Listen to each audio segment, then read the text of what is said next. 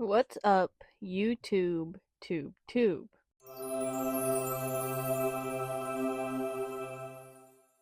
Welcome to the grand opening of the Webstaurant Yapplebee's, and for you, customer, I have our first special dish! Yay! Niche aliens from planet Neptune have invaded the planet and are indoctrinating the youth with niche idealist propaganda. What am I talking about? Well, there's like a hellish heap of hoopla kind of infecting every community online right now. And it's actually been going on for a couple years. And in my studies, I've noticed that it's kind of all stemming from one thing. What, might you ask? It's a term I made, and before I explain it, I want to introduce another term to you that I've made that we're going to use a lot on this channel, okay? And the term is goober. A pejorative term cooked up by five-star Yapplebee's chefs, meaning the majority in a negative denotation. This term allows Yapplebee's to safely refer to the majority of people doing/partaking in the negative action or whatever else that we may be talking about. Moving on, now let's talk about the other term I made, frantic or fanatic individuality. Big words today. It's a common occurrence where goobers feel an intense need or desire to be the individual or outlier in the communities they're a part of. Not to be confused with main character syndrome, individuality fanatics want to be unique but not always the center of attention. And to catch you up, just in case you're not a perpetual internet user, this is most common on short form platforms like TikTok, Instagram Reels, YouTube Shorts. But the bulk of what we're talking about is on TikTok. And that's going to be a lot of what we talk about on this channel because you know what? I'm on TikTok a lot and there's a lot of stuff to talk about on there. So, you know what? Suck on it. So, I'll give you a few examples. I had to mute the sound because I don't want to get sued for copyright stuff.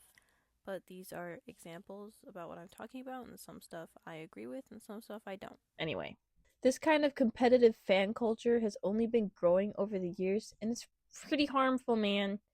I think it comes from a few different things, but I think it's for most goobers stemming from an inferiority or superiority complex.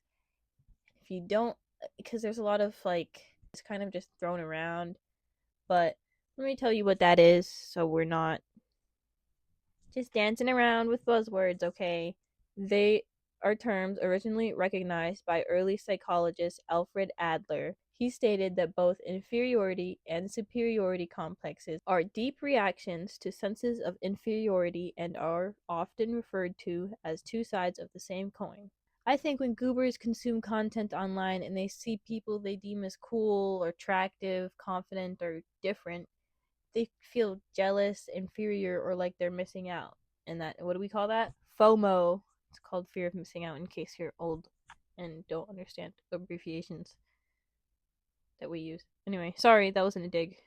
I guess it kind of was, but you're laughing, right? Anyway, so then we see them try to act like they're a completely original person and no one else is like them in the universe and they're like just completely rare and unique. And I hate to break it to you, but that's impossible, and it's never going to happen to any of us in the world ever. And realistically, if it did, you'd be really lonely. So, no, Chelsea, you don't want to be completely individual. And keep in mind, this is not only online. When I was in middle school, in seventh grade mostly, it was the poser era, if you will. And I remember story time, I guess. I remember this girl liked Weezer, and I was kind of like in the alt emo kids group, you know, the cosplayers, Danganronpa kind of stuff. So I was in that kind of group, okay? Want to be edgy kind of people. And it was me too. Not just Deb, it was me. And being liking Weezer was kind of her thing. And well, that's what everyone kind of made it seem like. That was the whole thing in 7th grade. It was whatever band you liked, that's the band you were.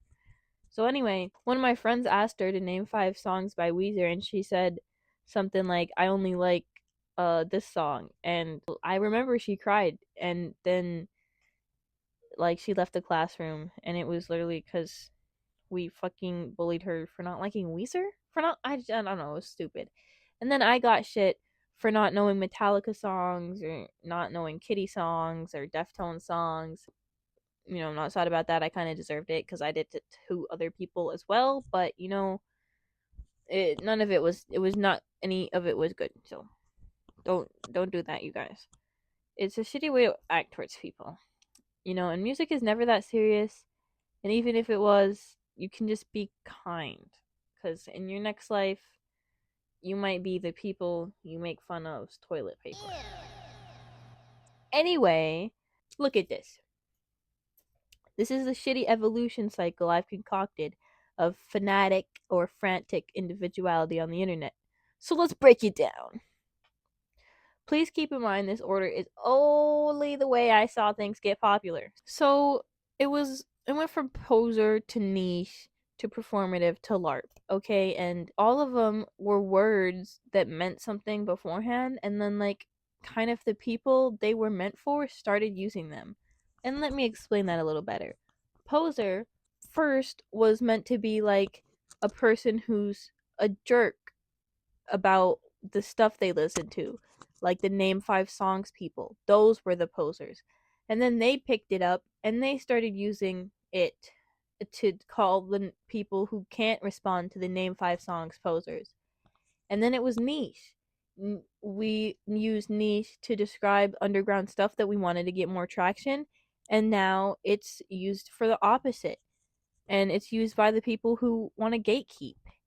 And then it was LARP. Fucking live action roleplay used to mean, you know, people who would go out in fields and play medieval role plays. But now it's used like by the exact same people who are the poser crowd, which is just such a weird evolution of it. And I've seen people argue that words have like they change meaning over time because of the culture and how culture progresses. And yes, that's true, but like I don't know how to explain it. Is this a necessary change? And we're just using it for mean shit. How I'm not seeing it used like you know what I mean? You know what I mean, man? Do you know what I mean? I hope you do. And more with the underground music thing, I don't think someone's music being less or more popular makes it good. Like that's subjective. It's subjective what's good and bad to you, same as it is with me. And like people really do act like something being niche makes it the best in the world, or something being niche, like listening to niche bands makes you have a better music taste. And like good music taste is subjective. And you know what? To prove my point, I'm gonna make the nichest song possible.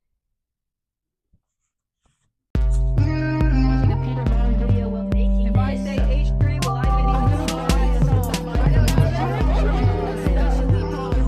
Is it pronounced Kesha or Keisha? I don't know, but the song is explained by him.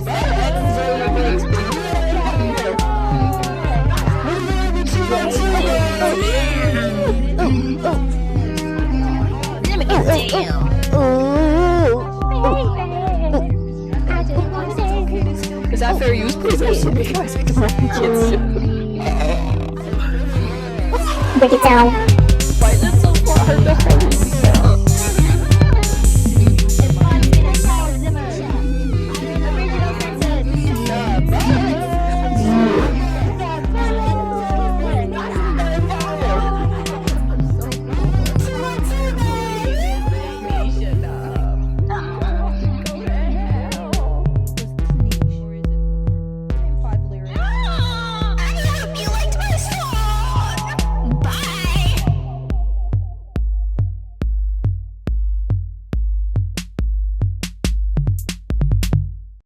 Did you like it?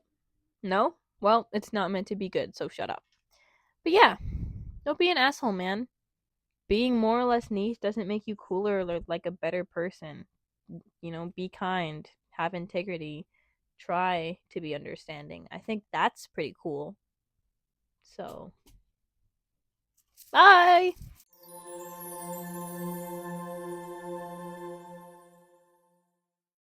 Was some it was bloopers. Started the freaking video and I already gotta blow my nose. Welcome to the grand opening of freaking fly. Oh my god. This one fly has been in my room. I just can't get it out. But whatever. What